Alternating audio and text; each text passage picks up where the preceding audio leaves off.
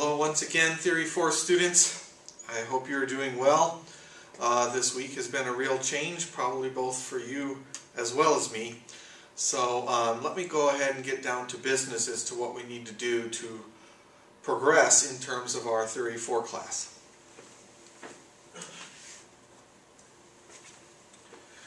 First thing I want to remind you about is that, and I did send an email regarding this, is that I do plan on returning your graded homework to you.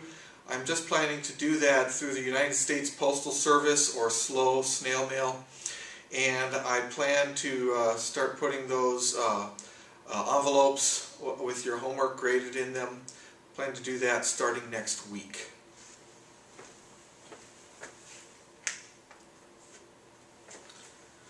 Second thing I want to announce before we begin is that I do want you to feel free to contact me if you have questions as you are working on assignments or quizzes or whatever I end up sending you.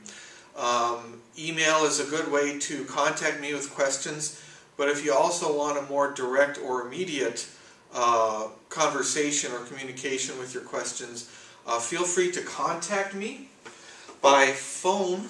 My phone number in my office is 402-375-7362.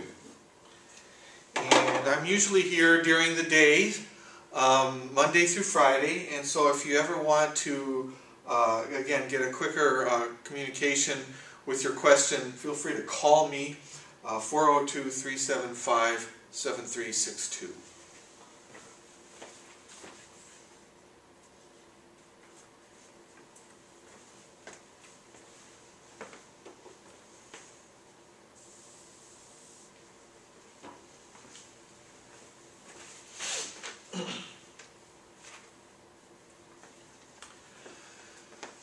Now, the last time that I sent you a video, we discussed that in atonal music, the concept of a tonic pitch is intentionally avoided, and that the use of atonal theory or set theory is an immense aid for comparing the various pitch class sets that we encounter and we find in atonal music.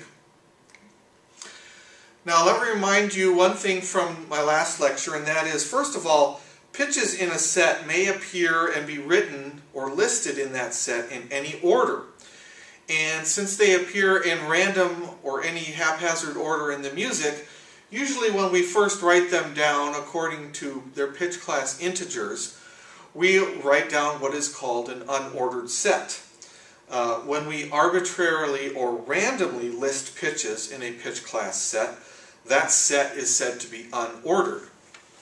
So, for example, if I found the pitches A, B flat, and B natural in an atonal piece of music and I wanted to group them together into a pitch class set, I could list them in any order. For instance, I could list them as B flat, B natural, and A. And we would say that this pitch class set is unordered.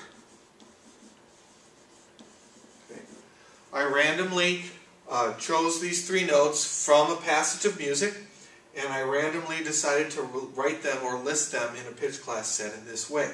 That is an unordered set. Unordered sets do not help us analyze and compare pitch class sets to other pitch class sets in atonal music very well. So, if we wish to compare sets on equal terms when we're analyzing an atonal piece, such as, for instance, if we want to compare apples with apples as opposed to comparing apples with oranges, then at minimum we need a system of ordering pitches into a standard arrangement. Because if we can get any pitch class set to be ordered into a standard arrangement, then we can compare them on equal terms, such as comparing apples with apples. And the standard ordered arrangement of pitches in a pitch class set is called normal order. Normal order.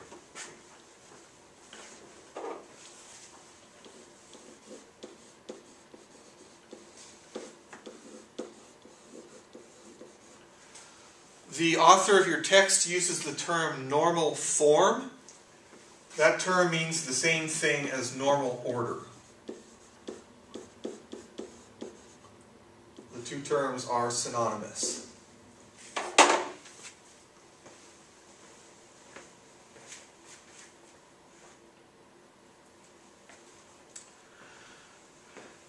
To put a pitch class set into normal order means to arrange the members of that pitch class set into their most compact form.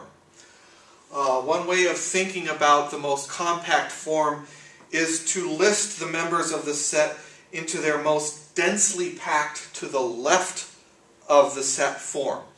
And as we go through some examples in a few minutes here, I think you'll understand or see what I mean. What I mean, most densely packed to the left of the set, which means the most compact form. Okay. Putting a pitch class set into normal order, putting it in its most compact form, is very similar to what we do when we put the notes of an inverted triad or seventh chord into root position or root position order. That is, with the root of the chord on the bottom. So for example, if we take a look at this screen here, and again, let me dim the light so you can see the examples on the screen clearer. If we take a look at this screen, you can see that I have a C major minor seventh chord, or C dominant seventh chord, in all four of its bass positions. Here it's in third inversion, here it's in second inversion, here it's in first inversion, and here it is in root position. And the idea of putting an atonal pitch class set into normal order is kind of similar to this. We're just rearranging the members of the pitch class set, or in this case, the members of a chord, into a standardized ordering that we can all recognize, and that is the standardized ordering in tonal music you can think of as root position, so that we can compare all of our pitch class sets, or in tonal music we can compare our chords as if they're all in root position.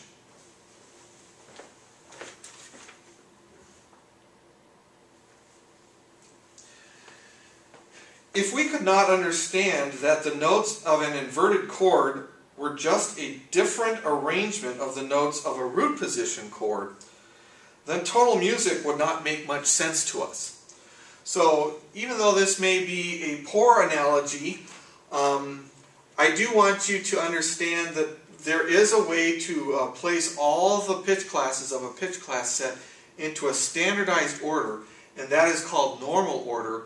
And what that does is it facilitates comparison of various pitch class sets.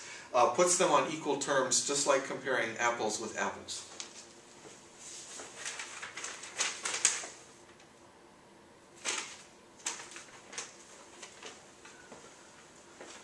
So let's look at an example of how to take the pitches of a pitch class set and actually put them into normal order.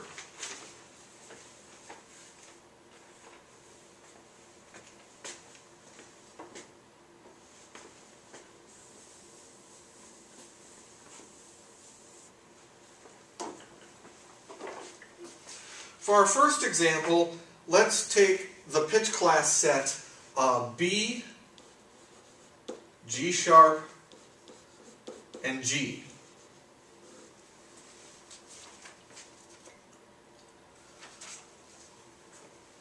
As a little bit of review from my last lecture, let's go ahead and translate or turn these pitch letter names for these pitch classes into their equivalent pitch class integer.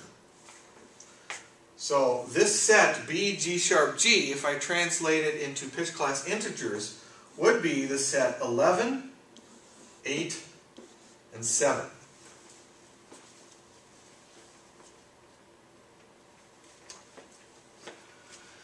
So the first thing to do to take an unordered pitch class set and place it in normal order, there are several steps. The first step is to write out all of the possible ascending arrangements of the notes within an octave.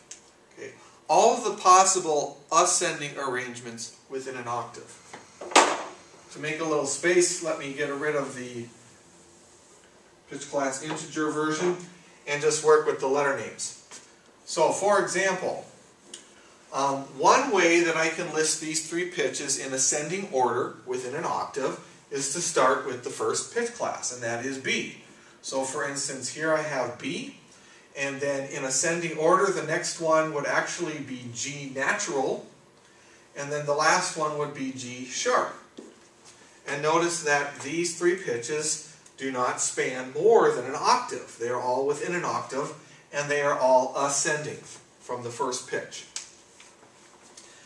Another ascending ordering of these pitches within an octave would be to start with the note G sharp.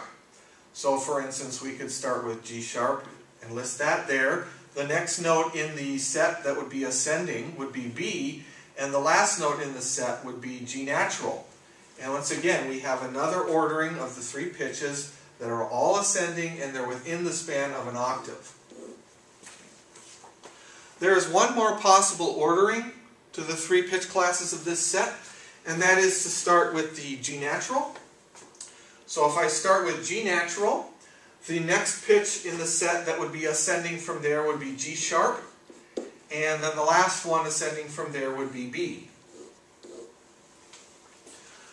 Notice that in this first step, that is writing all the pitches of your set in ascending order within the span of an octave, notice that I have just as many arrangements of the notes here as I do members in the set. And that will always be true. So for example, I have a 3-member or a 3-note set here, B, G sharp, G. Well, I should have 3 different orderings then as I start to put the set in normal order.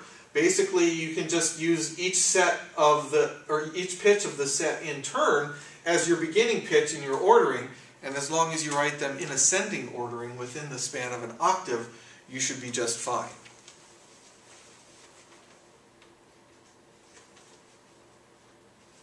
Okay. The next thing we do to find the normal order of the set is to measure the distance of the outside interval in each of these 3 arrangements. And the outside interval is the distance between the first note and the last note of each arrangement. And the outside interval is usually measured and labeled according to the number of half steps between the first note of a set and the last note of a set. So for instance, the distance from B to G sharp, we know that as a major sixth in terms of tonal music. And so what that is it turns out to be a total of 9 half steps from B to G sharp. Okay. Let's measure the outside interval of the next arrangement. G sharp to G.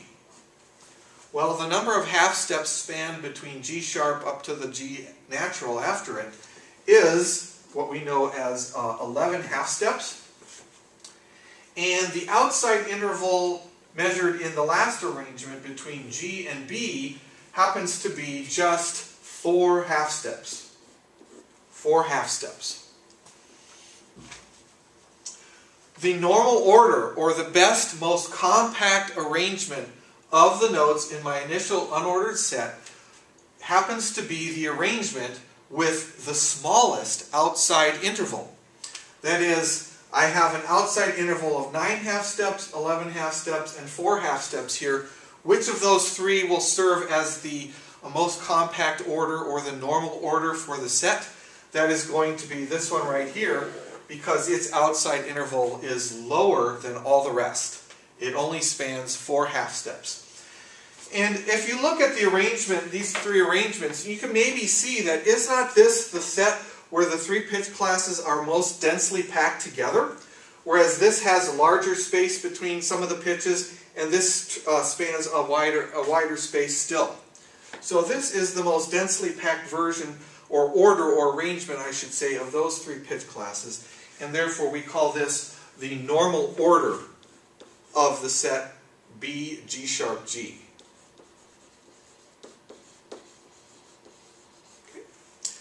Now, because we have gone to some lengthy calculations here to find the standard order or the most compact order of these three pitch classes, the way we list a pitch class set in normal order is just slightly different from labeling or listing an unordered pitch class set.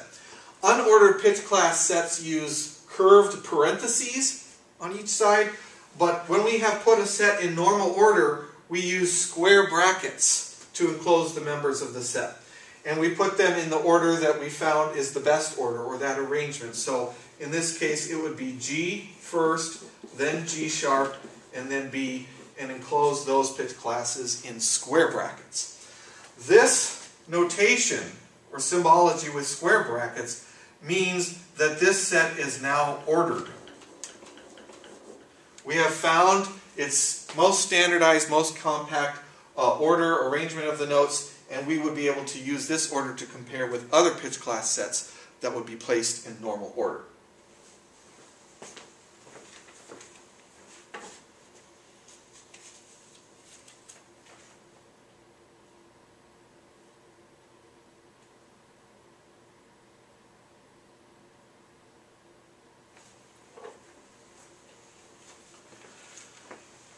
Now with some pitch class sets, you will find that when you list all the arrangements of them, that you may find once in a while a tie for the smallest outside interval.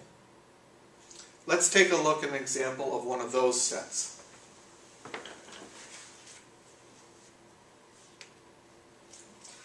Let's, for instance, take the unordered set B flat, A, D flat, and F. Again, just random ordering, haphazard listing of the pitch classes in the set. They haven't been put in any specific order just yet.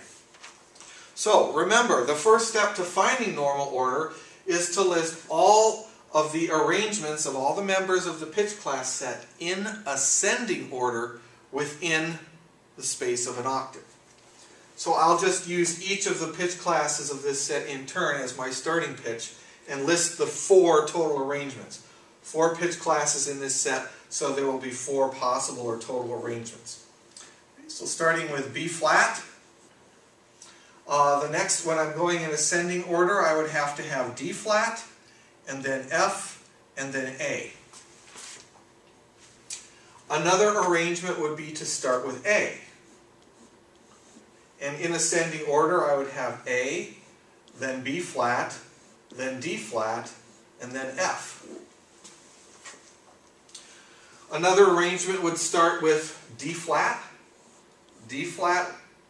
F would come next, A would come next, and B flat would come last. And the final arrangement in ascending order of these pitch classes would be to start with F. So I'd have F, I'd have A, then B flat, and then D flat. Now, measuring the outside interval, that is the distance between the first note and the last note of each arrangement, these are the number of half steps I would get. B flat to A is 11 half steps, which is equivalent to what we know as a major seventh. The interval from A to F, which we know in tonal terms is A up to F is a minor sixth. That encompasses 8 half steps.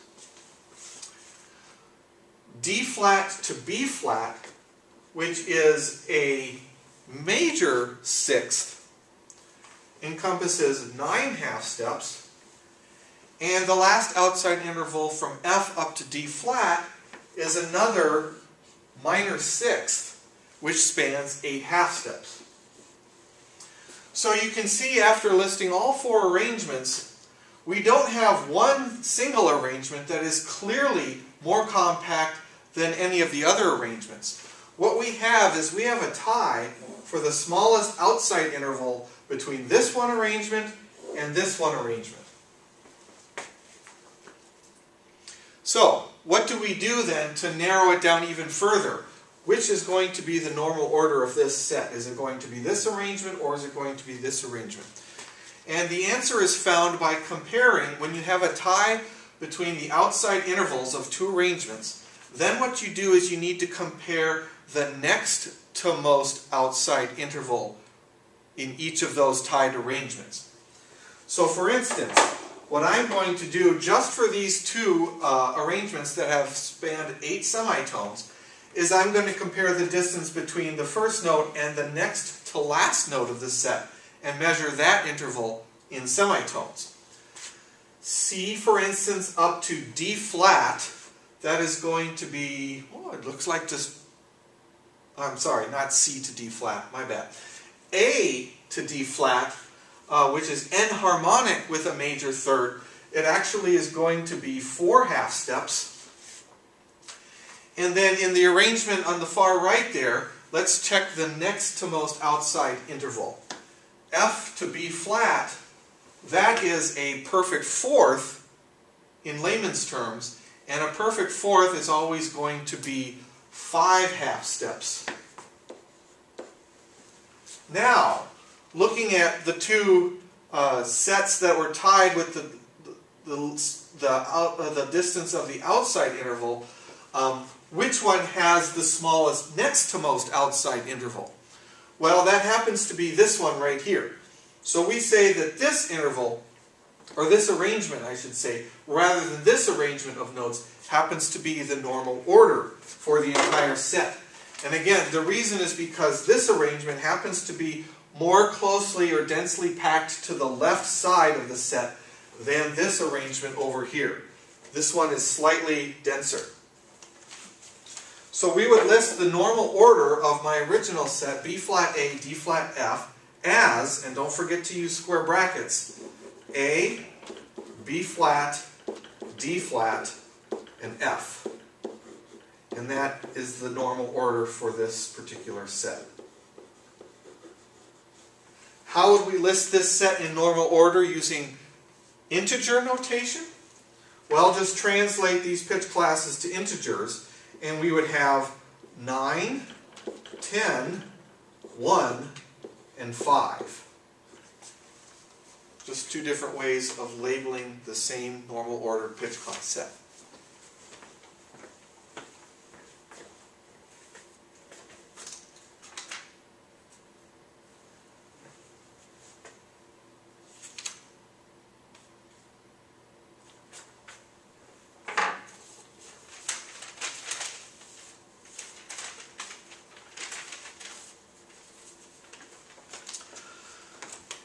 The third and final example I need to show you for determining the normal order of a set would be a set that has the exact same outside interval in all the arrangements, and then there would be an endless tie of next to most outside intervals distances for all the arrangements as well. We'll see what we can do with an example like that to find the normal order of a set.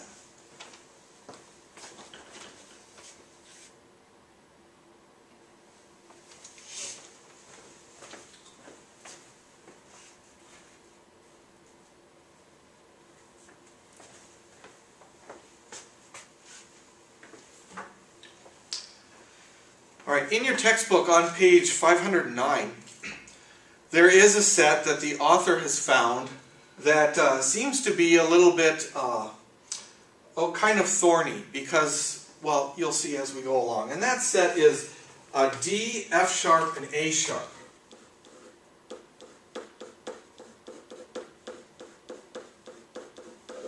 Once again, to find the normal order of any set, let's go through the step-by-step process.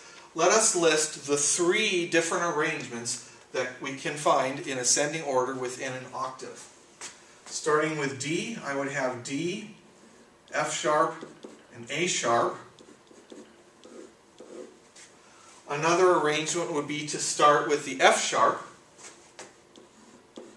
A sharp, and D. And then the third and final arrangement would be to begin with the A sharp. A sharp, D, and F sharp. The next step to find any normal order would be to compare the sizes of the outside intervals of each of these arrangements. Now, D to A sharp happens to be a span of 8 half steps. 8 half steps. The distance from F sharp to D, you will find, is also 8 half steps. The distance from A sharp to F sharp, you will find, is also 8 half steps. So far we have a three-way tie for which arrangement could be termed the normal order of our original set. The next step, as we learned just previously, is when you have ties like this, check the next most outside interval distances among all three arrangements. So if we do that, we will find that the distance between the first note and the next to last note in the first arrangement, which is a major third, is 4 half steps. The distance between the first note and the next to last note in this arrangement is also a major third, which is 4 half steps.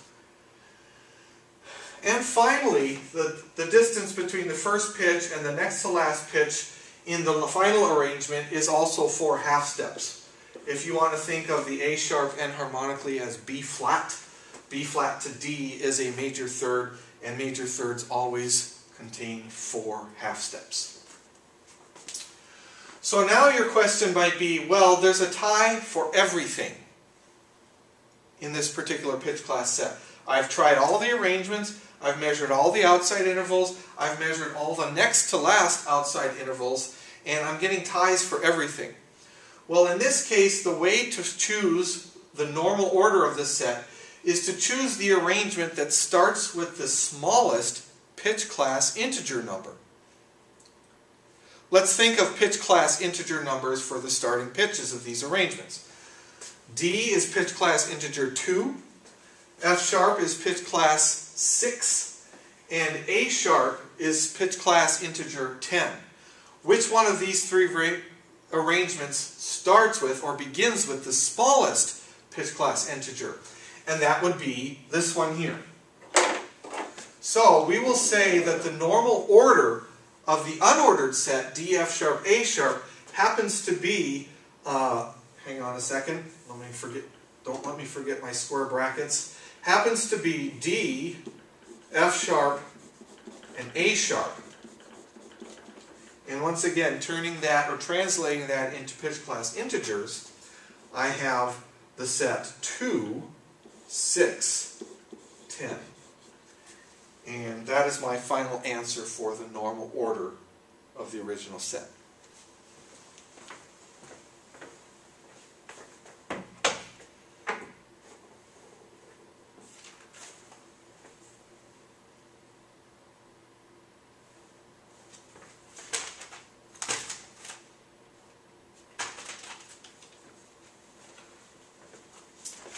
Now we know all the steps to finding the normal order of any pitch class set, and I must tell you that there is a nice table in the middle of page 509 in your textbook that summarizes the step-by-step process of how to find the normal order of any pitch class set.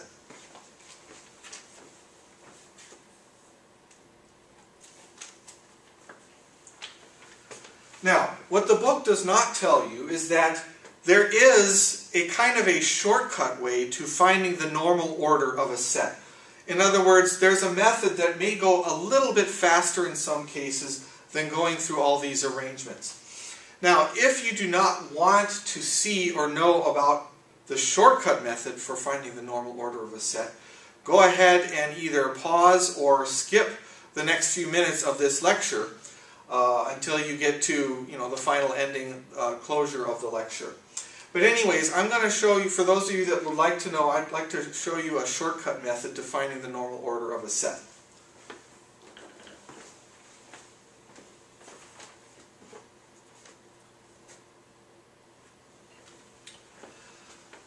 Finding the normal order of a pitch class set can be tedious and time-consuming, especially if the set contains a lot of members, like numerous pitch classes. because we can have sets with up to a maximum of 12 pitch classes, since there are 12 pitch classes in music. Now, a quick method for finding the normal order of any set involves writing out one ascending arrangement of the notes within the octave, and then adding the first note of the set an octave higher to the end of that arrangement. So, for an example of normal order shortcut, let's go ahead and use the following set. How about, first of all,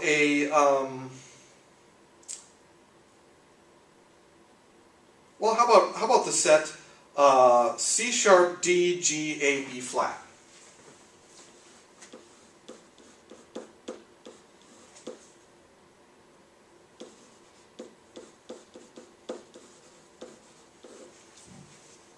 You can see that this unordered pitch class set has a total of 5 pitch classes. And the original way, or the normal way, to find the normal order of a set would be to write out 5 different arrangements of all these pitch classes in ascending order within the span of an octave. But a shortcut way says all we have to do is, first of all, just pick one of the ascending orders within an octave. So let's go ahead and try one that starts with C sharp.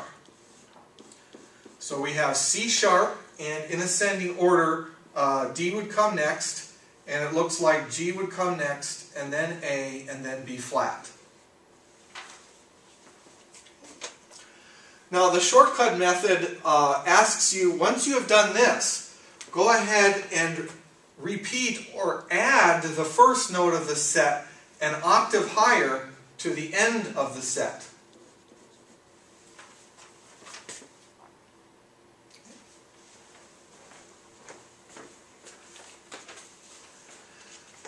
Now, once you have done this, look through all the melodic intervals, or the intervals between each adjacent note within this set, and find the largest interval. Okay. So C sharp to D is just a half step, D to G is a perfect fourth, G to A is a whole step, A to B flat is a half step, and B flat to C sharp is an augmented second. Which two notes create the largest interval between any two successive or adjacent notes in the set? Well, these two do, right? The D to the G. Their span between them is a perfect fourth. So when you find the largest interval between any two adjacent pitches in this set, then go ahead and bracket that interval. Okay. Now, the way that you can get normal order directly from this information is rewrite this set, but start the set with the higher note of your bracketed interval. Okay? So for instance, down here, if I were to rewrite this set with the higher note, or the second note of my largest bracketed interval, that is G, and I list them in ascending order within an octave, G, A, B flat, C sharp, and D. Those are the original 5 notes, but now they have been placed in the most compact or most densely packed to the left of the set arrangement, and this happens to be my normal order for the entire set. And again, let's list that normal order. We could list it as then G, A, B flat, C sharp, and D. Or if you needed to list it with pitch class integers, it would be 7, 8, 10, 1, and 2. This is the normal order of the original set. It uses the shortcut method. Again, the shortcut method asks you to list one arrangement of the initial pitch classes, repeat or duplicate the first pitch class an octave higher at the end of your arrangement, then find the largest interval between two successive pitches in the arrangement, and then rewrite the arrangement starting with the higher note of your largest interval, and that will give you the normal order of a set.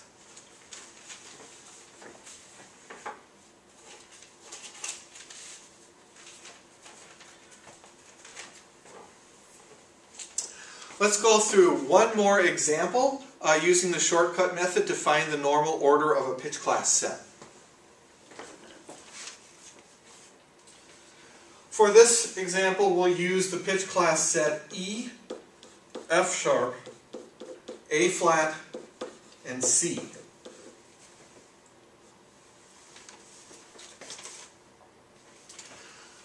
The shortcut method asks you to just write one arrangement of these four pitches in ascending order within the span of an octave. So I'll go ahead and start with the E. Then in ascending order I would have F sharp next, and A flat next, and finally C.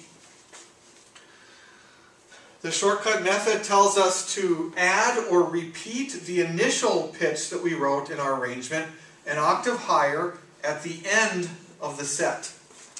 So E down here, I also add an E up here, just an octave higher to the end of the set.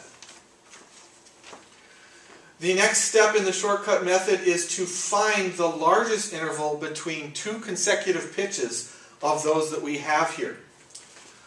E to F sharp is a whole step. F sharp to A flat is like a diminished third. A flat to C is a major third. And C to E is a major third. Well, now what do? We have two equally largest intervals in this arrangement. Namely, we have this one here, A flat to C is a major third, but we also have C to E is a major third.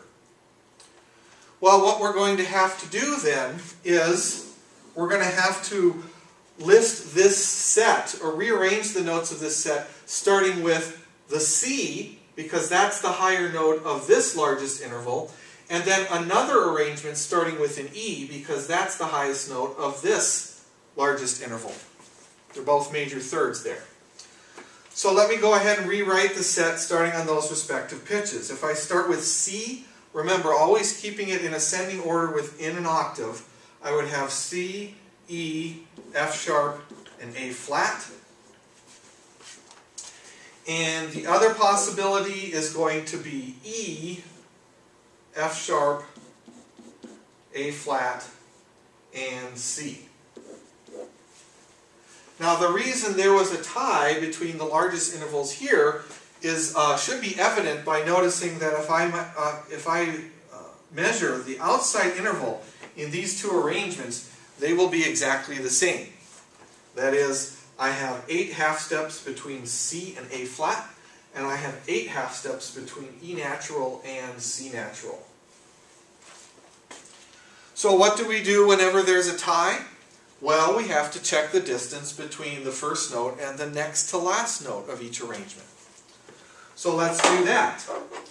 The distance between C and F sharp in the first arrangement, that will be 6 half steps. That's a tritone. A tritone is always 6 half steps. And the distance between E to A flat, that happens to be a diminished fourth, which is enharmonic with a major third, and those intervals always contain 4 half steps. So by virtue of checking the distance between the first and the next to last note in these two arrangements, which one is more densely packed to the left of the set, or which one is just more compact in general, and that's going to be this order right here, because it has a smaller next to last interval than this arrangement does. And so my final answer for normal order with this particular set is going to be the set E, F sharp, A flat, and C. Or, translating it in terms of pitch class integers, 4,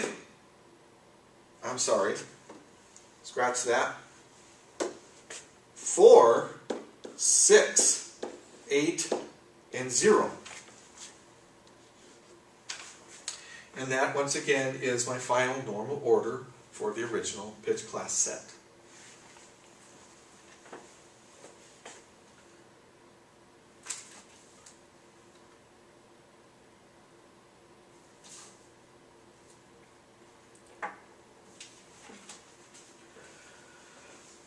Now, this is all of the new information I need to convey to you. The next assignment that I'm going to want you to work on is going to be out of your workbook again. This time it's workbook page 300. And I'm going to show workbook page 300 on the screen here to see if I can explain a little bit about what I want you to do.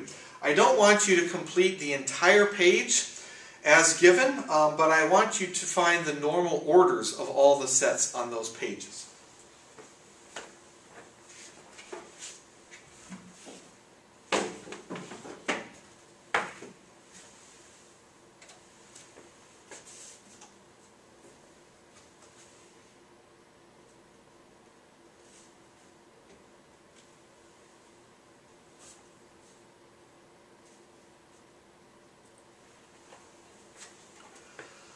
So on workbook page 300, you will notice that there are 6 pitch class sets given to you.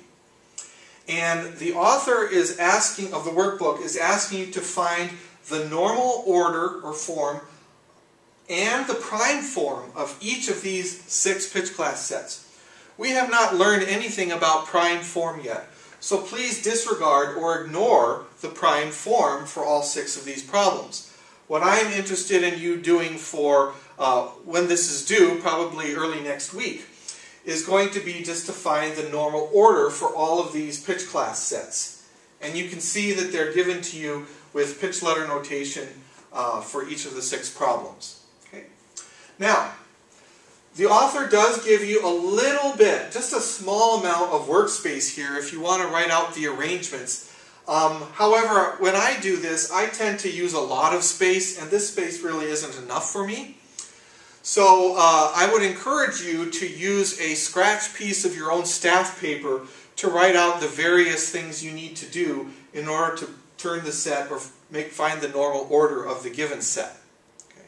Feel free to use scratch paper. I do not need to see your scratch paper to hand in or anything like that, but feel free to use it so that you can make the calculations. Okay. All right, once you find the normal order of the set, I would like you to place the 3 pitch classes in their normal order, right in here within the square brackets. And then I would also like you to notate the normal order of the pitch class set on the staff using these pitches in this order. So for instance, it will always be ascending and it will always be within the span of an octave. So I want you to use this leftmost measure for each of the 6 problems. Once you find your normal order, to notate the pitches of that set in normal order. Okay? And that's the same for numbers 2, 3, 4, 5, and 6. Now the question at this point always becomes, how should I list the normal form? Should I list the normal order as pitch letter names? Or do I list the normal order as integer numbers?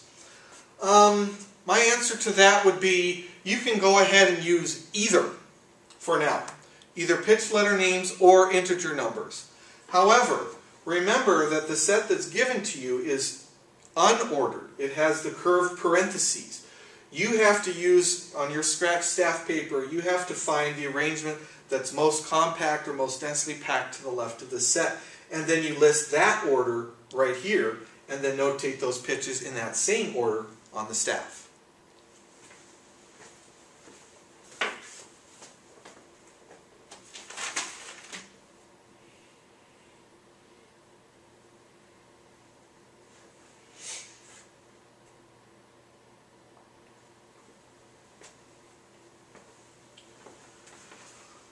Once again, if you do have questions or problems in your calculations, please feel free to email me or call me. Email, I will try to respond in a timely manner. Calling is always a little more immediate if you catch me in my office. This concludes this lecture, and I will give you specific instructions for what you need to do again on Canvas. And this time I would like everyone to submit your completed homework assignment through Canvas. I will be putting instructions on Canvas about this. You can always submit the assignment through the assignment itself. Do not use the page that says Files, because I figured out that that doesn't work very well, and you might not even have access to it like I do. But through the assignment itself, a lot of you have been using that and know how that works, and that's the best way possible. So thank you very much, and we'll see you next time.